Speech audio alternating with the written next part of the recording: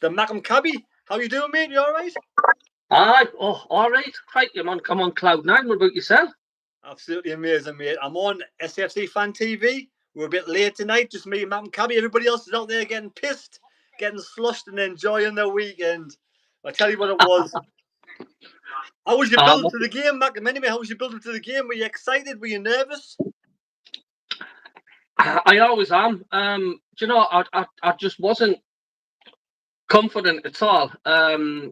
All the pundits and everybody was saying, you know, it's going to be a hands-on Newcastle win because they kept going on about this bounce back, like this bounce back which Newcastle are going to get from the Barcelona game, and we're in for the tank and they're going to turn it on. And then when I seen the team sheet, you know, and Luke O'Neill, bless him, I just thought, oh my God, Mr. Liability, as much as we love him, I did fear the worst. And I did. I mean, I looked at that team sheet and I see Melborg in goal, the Fee and the rest, like, on the bench. I was like, oh my God. I don't know about you, Tony, but that was thinking at the beginning of the game. Yeah, I was kind of hoping Ronaldo, Roofs, Mew Cayley, Lefebvre would be starting. You were a bit like you weren't quite sure. But when I saw the team news and I seen it, I was like, I said at the beginning, it was like how I felt against Leeds. When we played against Leeds, I've seen the team news and I was a bit apprehensive. I thought, oh, we've got a lot of players out. This could be a bit of a disaster. But against Leeds, we did really well. Excuse me, broke up the play. So I was thinking at the same time where I was nervous, thinking, well, we could get stuffed here. But I was also thinking, well, we did it against Leeds. Why can't we do it against Newcastle? Just the same. Anyway, on the chat, welcome everybody on the chat. We've got Jim Buck. Evening, what a day. I hope to hear some apologies from the keyboard warriors.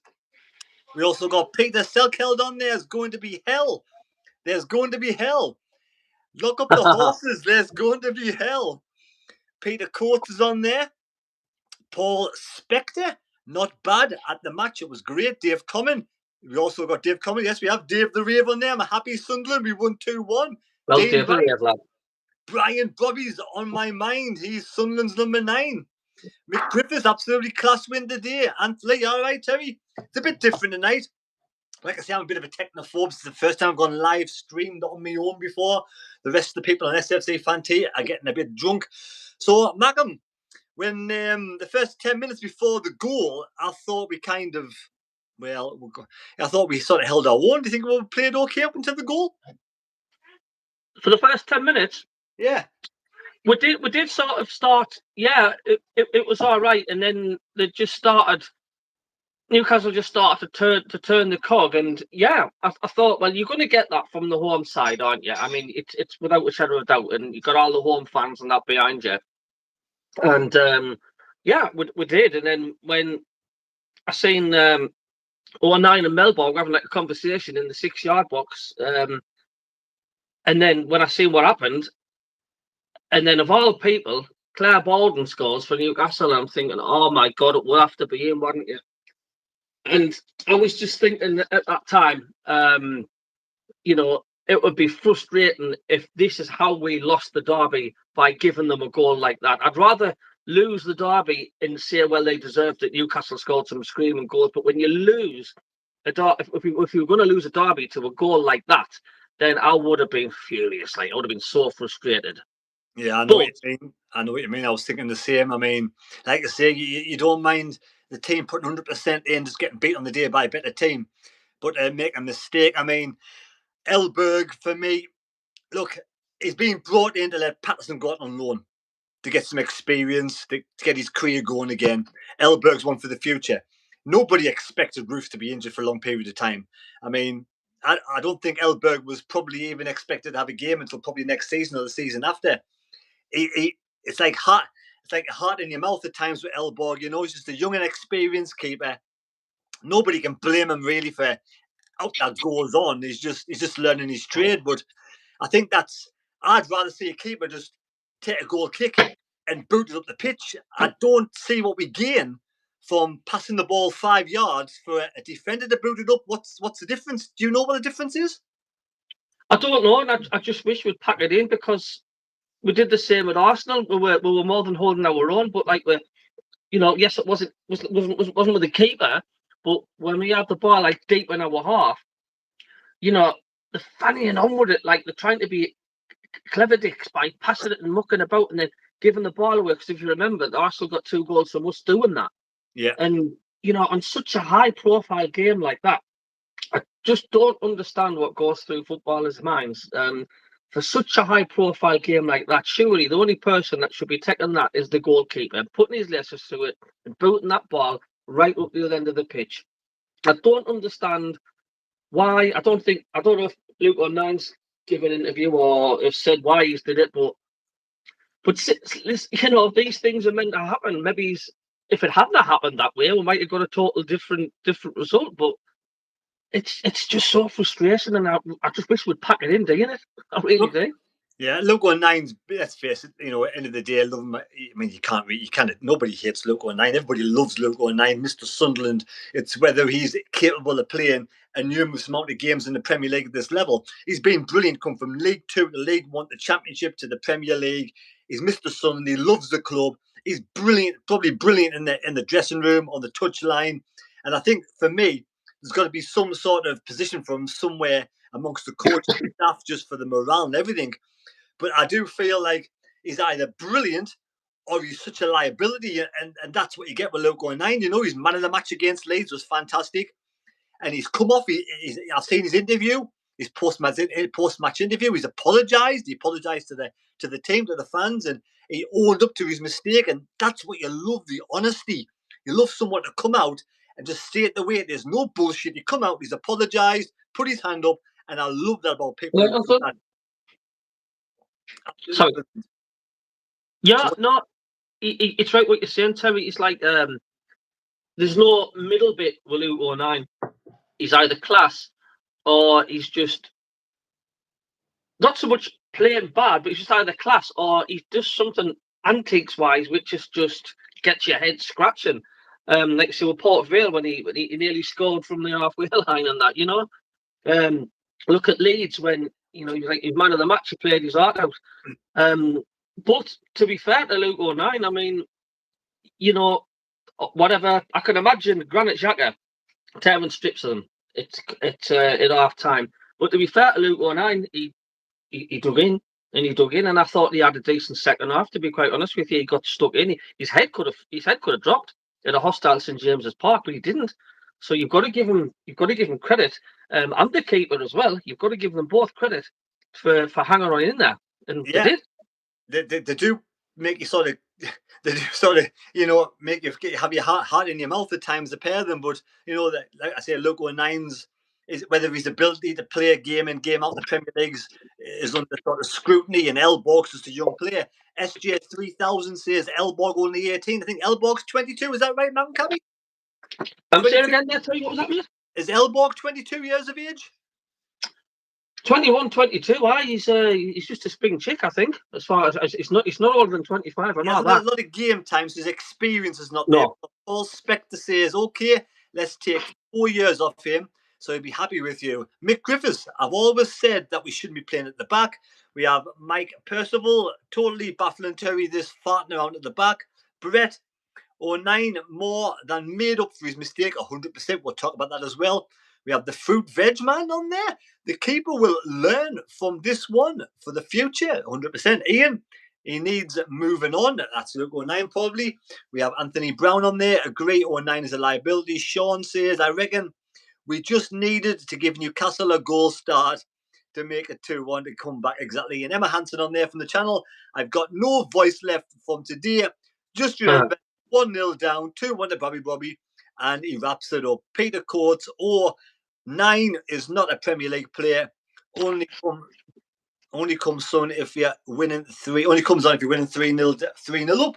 Last Palmas, Macam on there. Elborg only made his first team debut in May last year. Yeah, just a young lad coming through.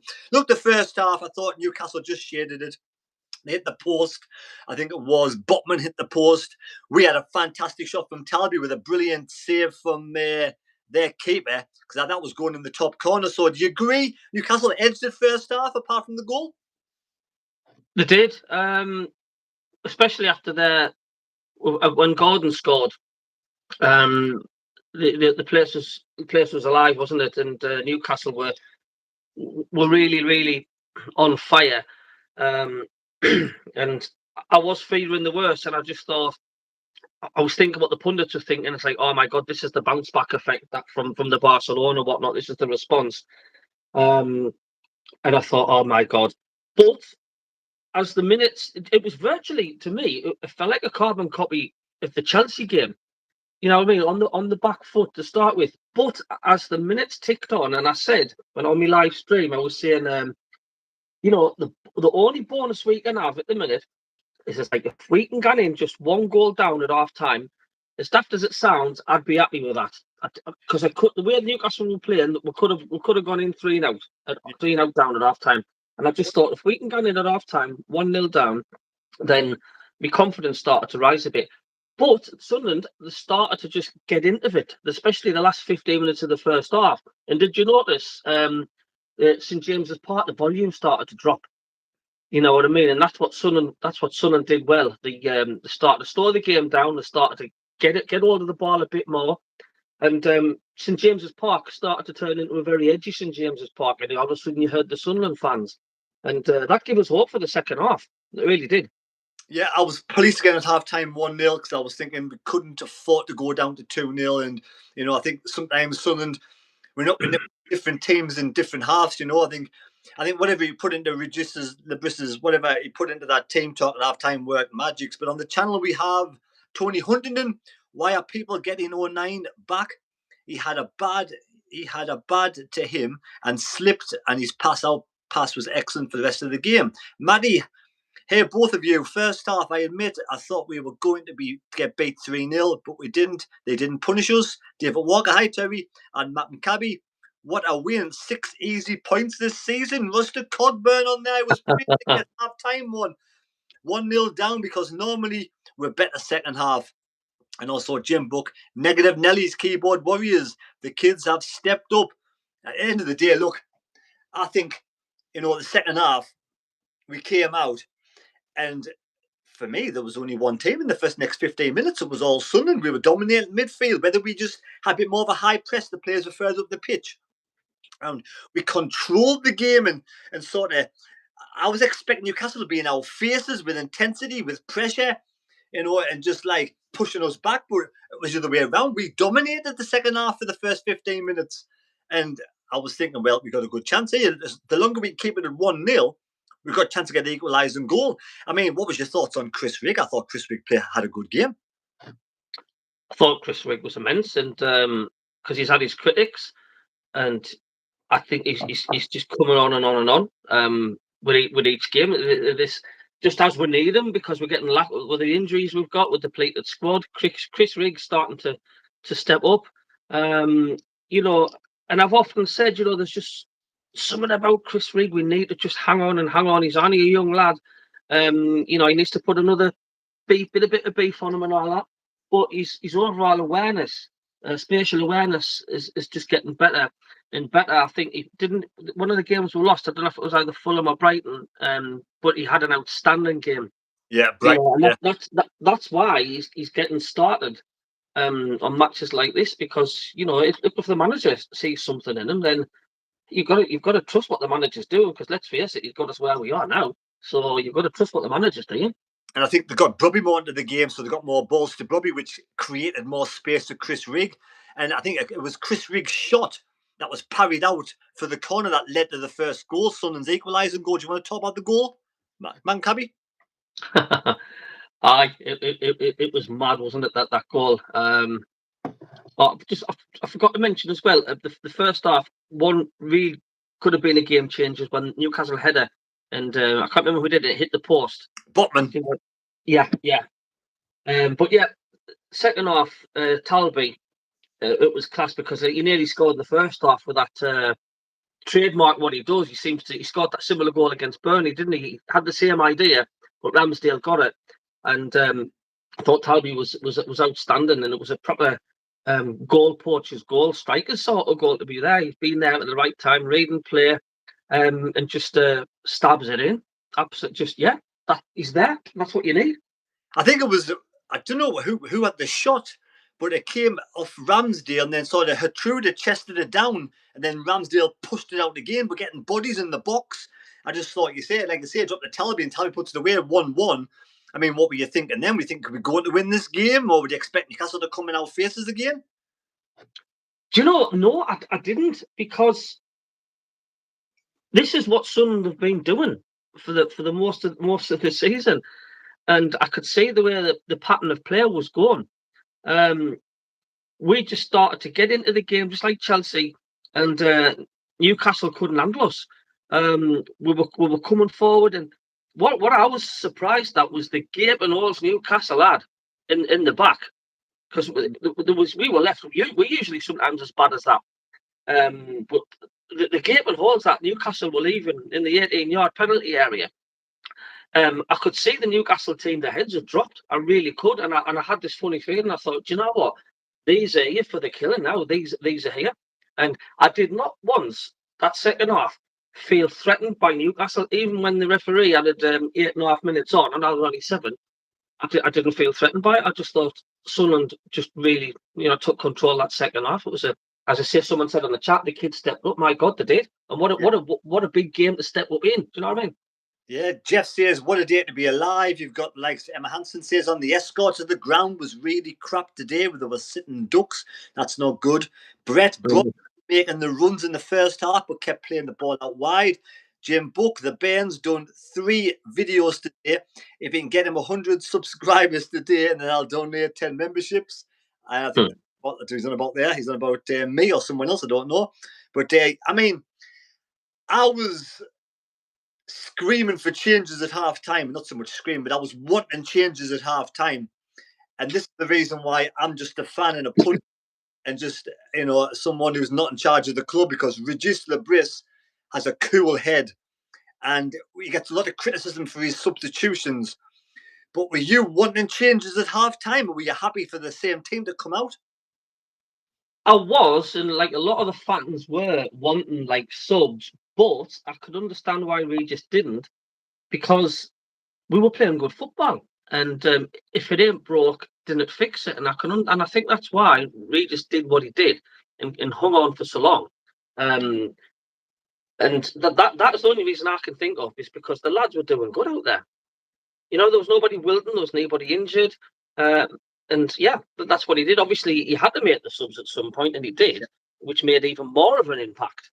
And that's what gave me confidence as well, because for once, looked at that bench for the last 5 weeks, and I seen like Mukiele, Enzo Lafay, and Ronaldo on the bench. I thought, we haven't even brought the powerhouses on yet. Do you know what I mean? And when Enzo Lafay came on, it was class. I mean, I thought Xhaka was unreal. I mean, he made a splitting pass, which led to one of the goals. I don't know if it was the first or second goal. I'll have to watch it back. But then we got Lafay on. They just couldn't handle us. But no, I can understand why Regis Lebris didn't bring the subs on, and I think it was the right move tactically. I knew in his press conference beforehand he was saying he didn't want to risk the likes of Mukiele, Roofs, Ronaldo, Lafay, Bala, all these players, because you've got like 7 games to go, so you want to get through to the international break and have a couple more weeks to get them really back into running again. And the likes of Mukiele, Ronaldo, and Lafay, who were on the bench, I'm thinking maybe they would probably come on if they were needed due to injury. And if we didn't have any injured players, the players that were on the pitch, he had his complete faith in the players doing the business. But I mean, what was your thoughts? Was your heart in your mouth when they got that goal, but it was ruled offside? Do you think that was a perfectly good goal and we over the moon with VAR? I felt exactly the same when we were leading in the days when Stefan Sessignon scored and they equalised. And to be fair, back then, and it showed you that when the camera panned down to Pardew and he went, yes, and then he went, oh, like that. I felt exactly the same, because it seemed to happen quick, the decision. It was like Raw went up, they pulled it back to 2-2, and within 10 seconds later, it looks like it's an infringement and they keep offside. And I thought, like, it wasn't so much heart in the mouth times. I didn't get it happened too quick for that to happen. It was more like, got out of get a little jail-free card there, to be honest with you. So would you think it was spot on the decision, like? 'Cause I think he was impeding the keeper, wasn't he? He was offside as well.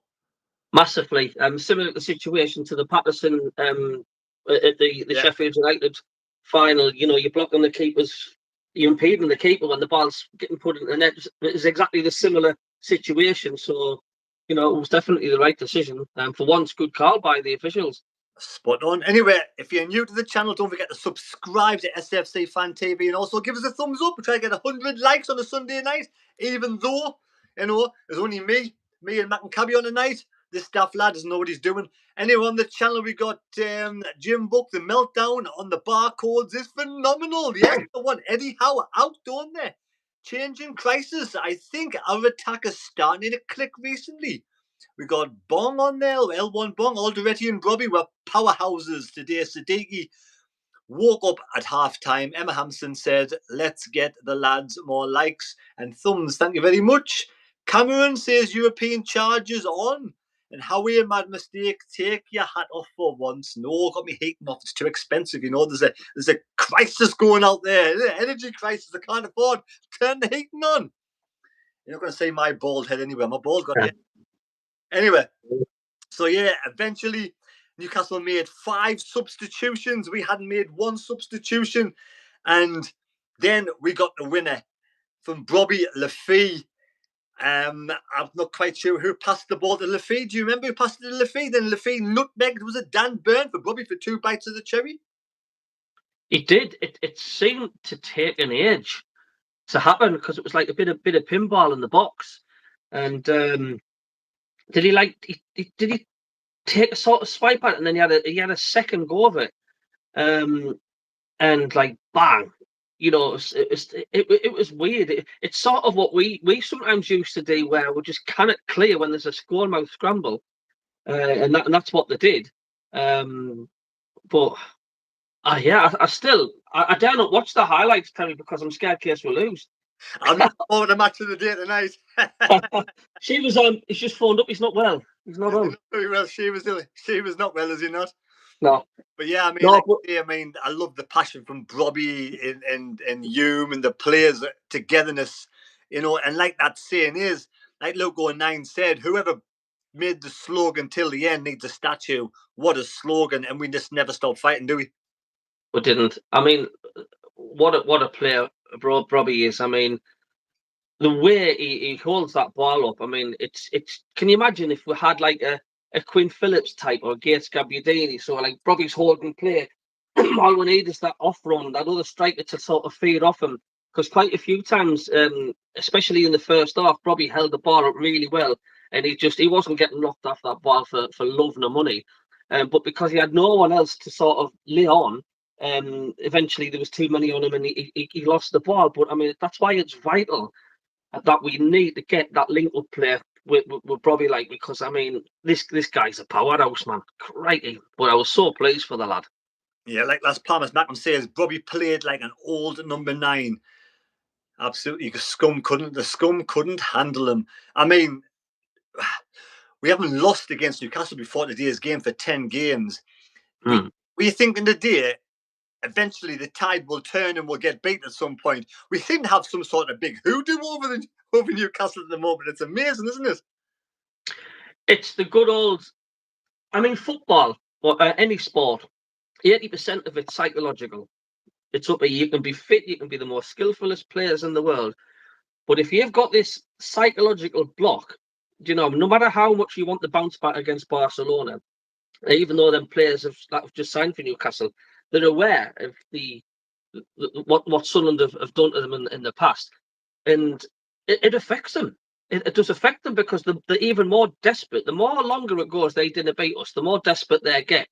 And the more we get into the game, the more mistakes they were making. They were getting more and more nervous because they knew that they'd have the backs of the fans. They could not lose that game today.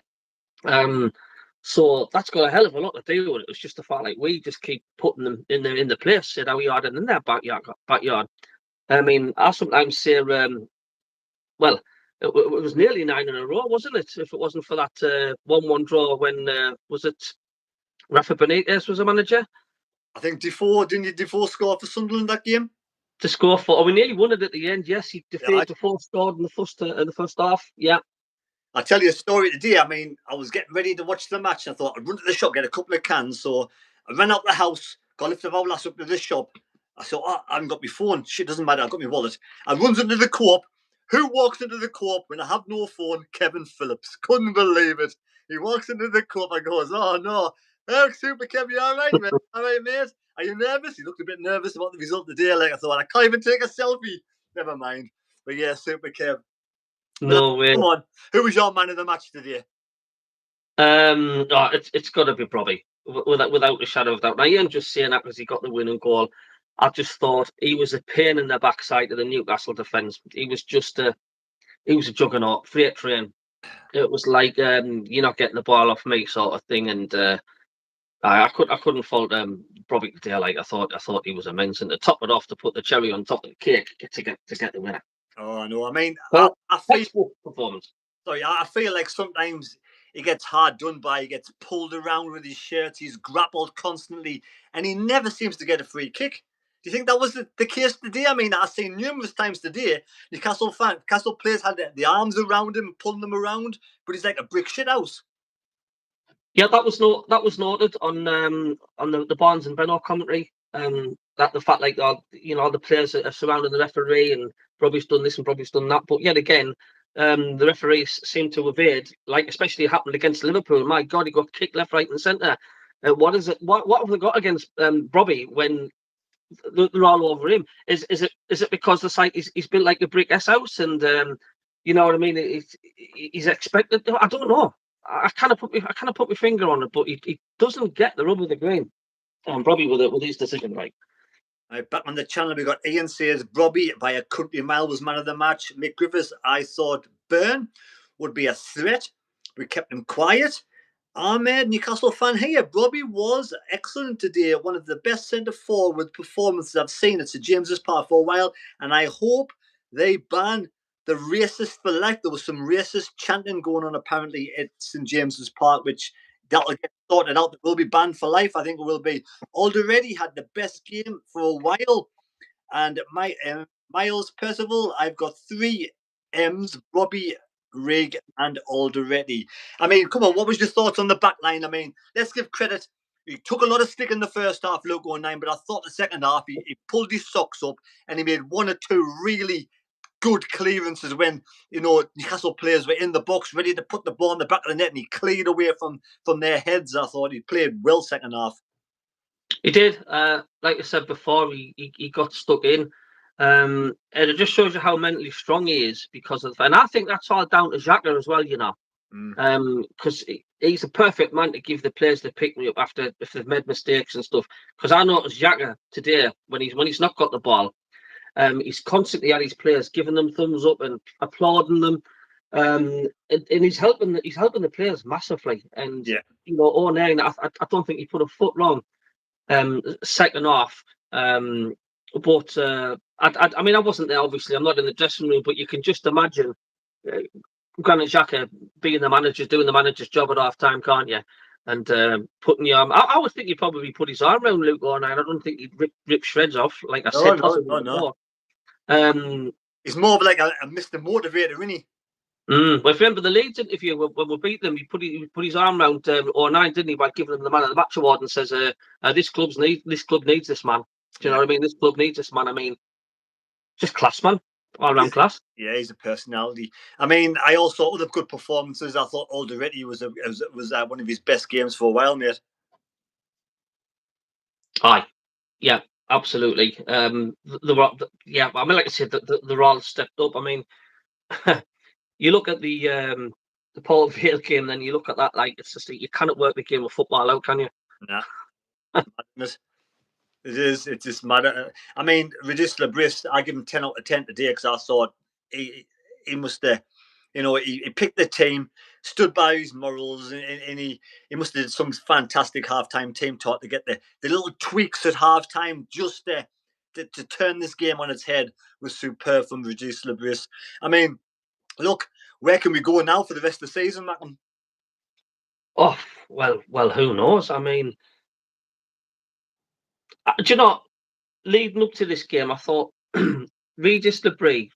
I don't know whether it was just coincidence or not, but you know when we consolidated our place in the Championship playoffs last season, and we had 5 games to go, and we lost I think 5 on the bounce, and our football was just it was like a friendly feel to it. That's how I felt once we reached the 40-point mark, right? That's how I felt watching us when we played Fulham, Port Vale when we played Brighton. I was saying to myself, not that I'm making excuses, no disrespect to Brighton, but I was saying, it looks like the lads are saving themselves for this Newcastle game the week after. Because just like we did in the playoffs, in the playoff final, like Regis Labrie turns a switch in the squad and says, right, lads, start playing. And that's what's happened today. It was like, because that performance hasn't been there for the last 3 or 4 or 5 games. And really, even Leeds, it was a battle. But it's like, when it matters, Regis Labrie seems to turn the switch and away we go. And it's tactical genius if it is what he's doing, because it's giving the opposition a false pretenses, because all the Newcastle fans were saying, like, oh, yes, crap, blah, blah, blah, Port Vale, Port Vale, come to St James's Park, you're going to get your backsides kicked. Well done, Regis Labrie. I did a TikTok video saying, like, all the pundits are writing us off, but we've got someone up our sleeve. Be careful what you're saying. And it was never, I couldn't be more right. Brilliant. Spot on, mate. Spot on. Back on the chat, we got Jim Booker, Truda Diarra had the best games, and Brobby was immense. Emma Hansen, hi, Ian, you're good. Reluctant gamer, I predicted us to win today. A lot of Newcastle fans wrote us off. Sunderland have always beat us, even when we've been higher in the table in the history. Sunderland always wanted more. Jacob Kirkbride on SFC Fan TV. Jacob, I can't send a link. I'm just doing a YouTube with. I'm not sure how to send links on. I'm not very good with technology. I think we're going to be possibly doing a live stream tomorrow night with Wee Philly and Co as well. As an extra treat, so Jacob can join in then. SJ3000 being called up again for the Dutch team might be really motivating Brobby as well. I didn't realise that. And it's Ian's birthday. Happy birthday, Ian. Yes, I mean, we have 7 games to go to the end of the season. How many? I'm not sure. I don't know if you can quickly check, Malcolm Cabby, how far are we off 5th place in the league with points-wise? I think Chelsea did lose yesterday. Everton are above us. Brentford are above us. We're in 11th place, but I think 5th and 6th places are up for grabs if someone can get a good run of games together. Don't forget to subscribe to the channel if you're new and give us a thumbs up, much appreciated. Try to get 100 likes on the channel if possible. Mick Griffiths says, Jacob asked you to send a link, Terry.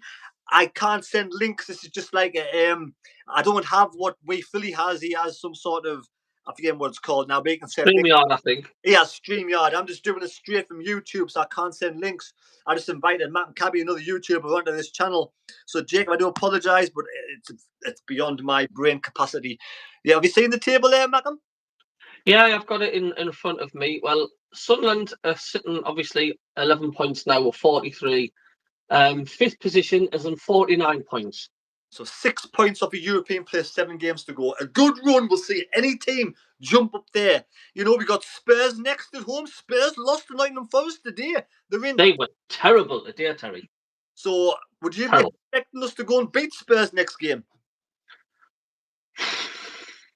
With Sunderland, I didn't expect anything. With a team full of surprises. I mean, the league table you would suspect.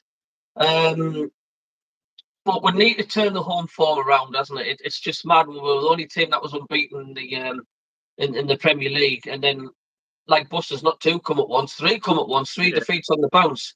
So it's got to give the lads a lift, that, hasn't it? I mean, and Spurs are really, really poor. So without sounding too smug, I do expect Sunderland to get 3 points against the mighty Tottenham, would you say? But it's the Premier League's been weird all season, especially that middle section.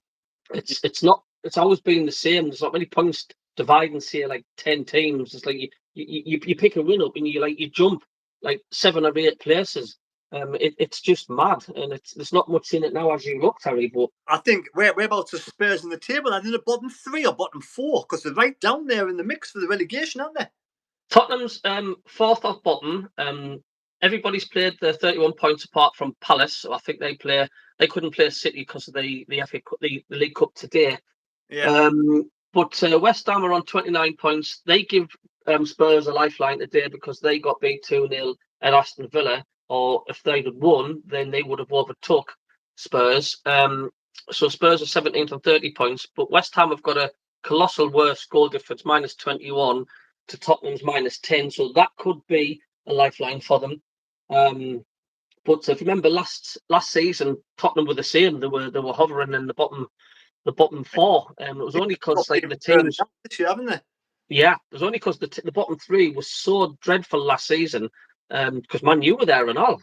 They got away with it, but I wouldn't like to be a Spurs fan now. Put it that way. Friday. SJ 3000 the channel says member of the month. Spurs might have a new manager by the time we play them. That's possible. Paul Spector. We are 3 points off 7th place. Correct. Tony Hunterton. We've got 4 winnable games coming up. And SJ says, I'm hoping Leeds go down, but that's not going to happen. Well, you never know. How could happen? Jim Buck on there. Jacob wanted to apologise for last week's negativity. Yes, he did. Anyway, I think we'll leave it at there. I would say, Matt and Cabby, a big thank you for coming on. Matt and Cabby, pop over to Matt and Cabby's channel, Matt and Cabby, and subscribe to the lad. He's doing really well. Over 5,000 subscribers so far, Matt. 5,053. A lot of hard work, but we're all in it together. We're all in it together. So. Yeah, of course we are, definitely. I want to say a big thank you to everybody watching the channel tonight. I thought I'd just pop on because Weefley's out there getting drunk with all his friends. Emma's out there already drunk and, everyone's celebrating. So I thought I'd come on while I'm sitting here on my own with none of my friends. I'll probably ask Matt and Cabby to come on and give us a hand. So thank you very much. Appreciate it, Matt and Cabby. And don't forget to subscribe. Give us a thumbs up. Much appreciated. We might be doing another live stream tomorrow night with Philly to celebrate this fantastic achievement of getting the double over Newcastle United. Newcastle United, who thought, yes, we were lucky to beat them with a Walter Mitty own goal in the last game, but we've come out today and we thoroughly deserve the 3 points. Where you going, man, Cabby? It's going to be a good day at work tomorrow. Because there's a few taxi drivers that are Geordies, and I'm gonna just milk every second of it. I might just have my scarf hanging out the back of the window tomorrow.